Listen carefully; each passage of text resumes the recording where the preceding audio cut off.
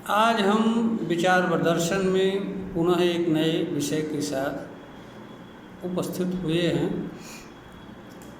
विषय यह है कि कर्म में माफ़ीनामा जैसी कोई चीज़ नहीं चलती है।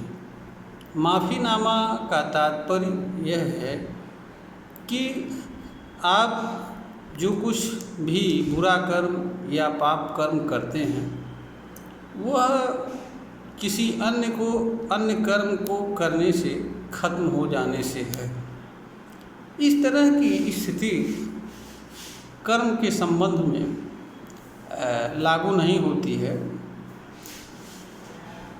यद्यपि इस संदर्भ में अनेक धार्मिक मान्यताएं एवं विचारधाराएं मानव समाज के सम्मुख विद्यमान हैं, जो यह कहती हैं कि अमुक कर्म करोगे तो इससे पाप से मुक्ति मिल जाएगी, स्वर्ग मिल जाएगा, प्रभु के शरण में जाने से स्वर्ग भी मिल जाएगा और जो भी पाप कर्म है उससे छूट मिल जाएगा, मुक्ति मिल जाएगी।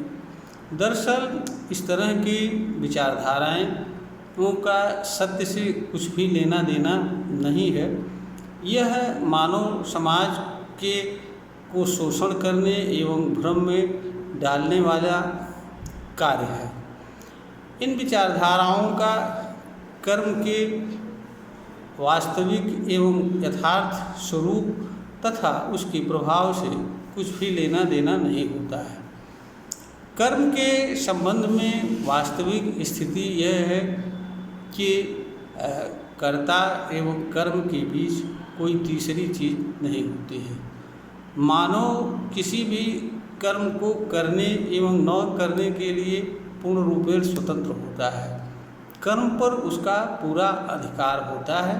वह जिस कर्म को चाहे करे और जिस कर्म को चाहे न करे, किंतु वह कर्म के प्रभाव, कर्म के परिणाम और कर्म से मिलने वाले जो फल, उससे वह बचने की क्षमता नहीं रखता है।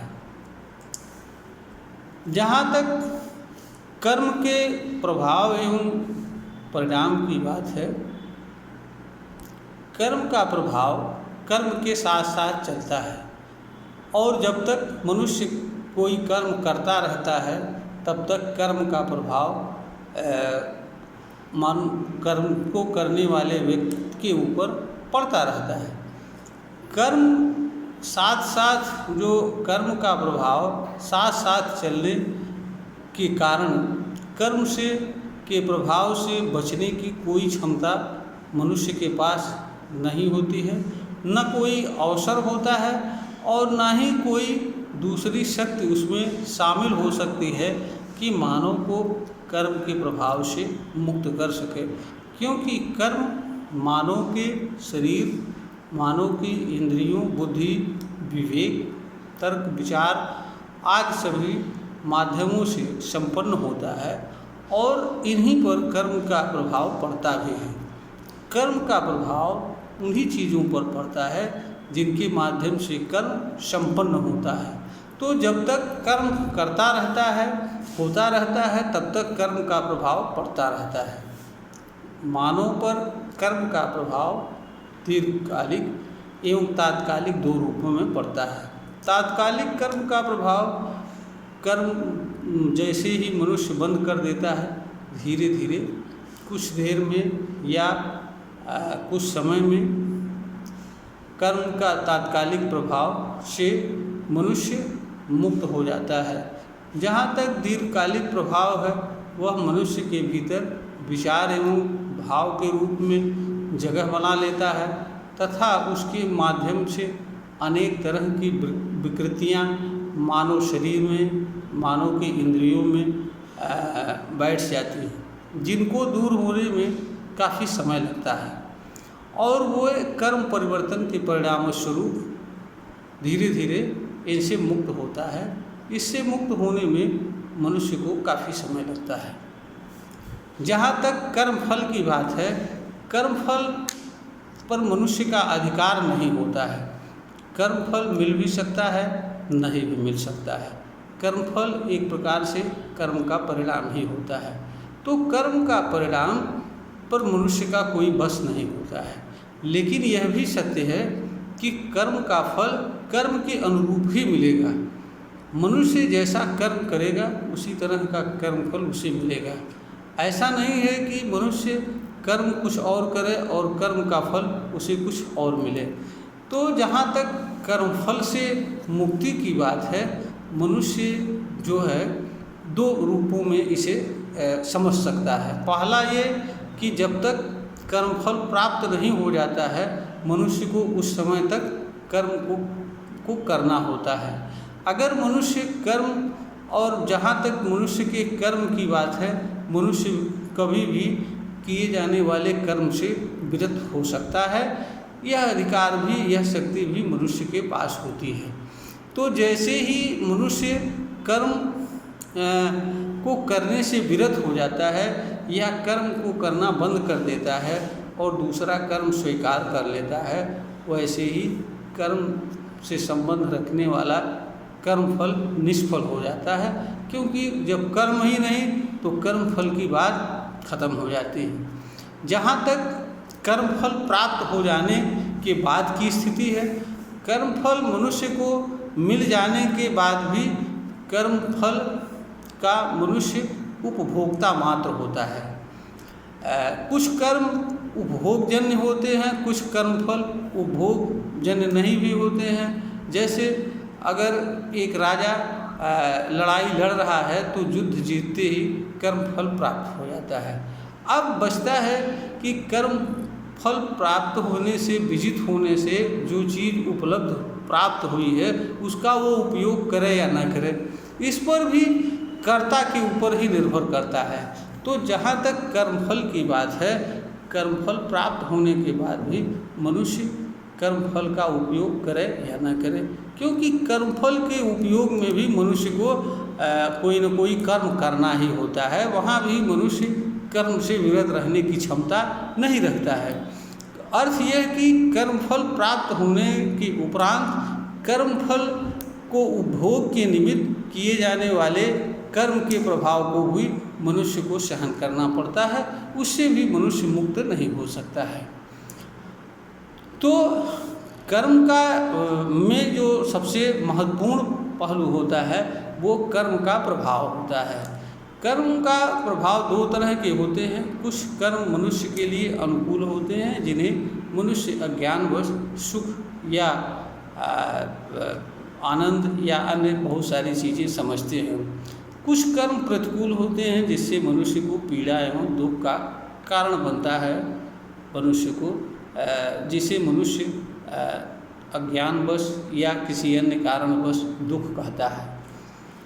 तो मनुष्य अगर कर्म के प्रभाव से बचना चाहता है तो मनुष्य के लिए यह आवश्यक होता है कि वह कर्म में परिवर्तन करे। जिस कर्म से मनुष्य को पीड़ा या तकलीफ हो रहा है या जिस कर्म का प्रभाव मनुष्य पर प्रतिकूल प्रभाव डाल रहा है, उस कर्म को करना मनुष्य बंद कर दे और इसके उपरांत वह ऐसे कर्म को स्वीकार कर ले, अथवा पहले से अगर वह ऐसा कर्म कर रहा है जो मनुष्य के लिए अनुकूल है और मनुष्य के लिए अच्छा परिणाम देने वाला है तो कोई बात नहीं है, और नहीं तो मनुष्य अपने कर्म में बदलाव करके नए कर्म को स्वीकार कर ले, ऐसे कर्म को स्वीकार ले जो उसके लिए, दूसरों के लिए कल्याण का कारक हो। तो जहाँ तक बात कर्मफल के माफ़ीनामा के बात है, कर्म में किसी तरह का माफ़ीनामा नहीं चलता है।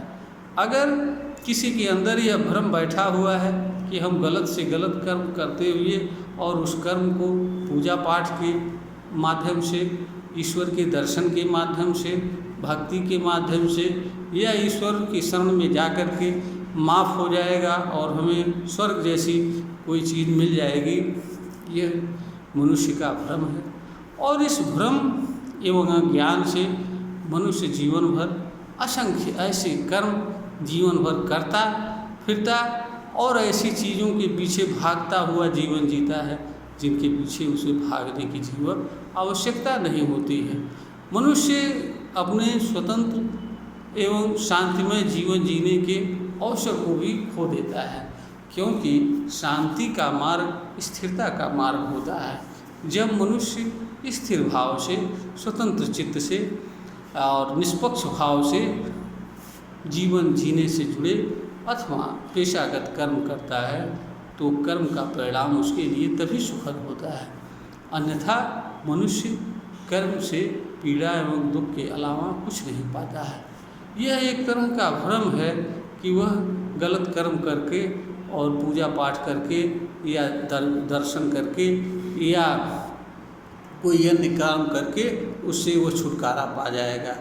यह भ्रम है। इस भ्रम में मनुष्य को जीवन नहीं जीना चाहिए।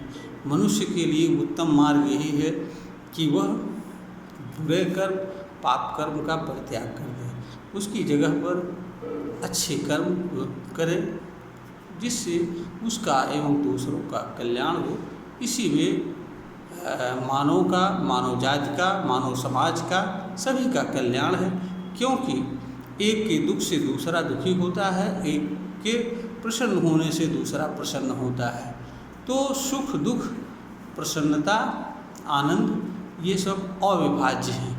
ये सब अलग अलग रूप में प्राप्त होने वाली चीज़ें नहीं हैं।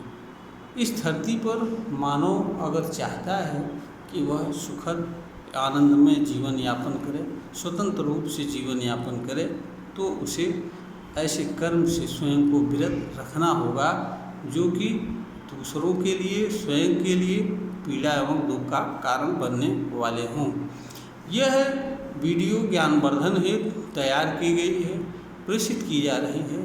श्रोता को अगर ज्ञानवर्धन के योग्य प्रतीत होती है, इसे लाइक करें, शेयर करें और सब्सक्राइब करें।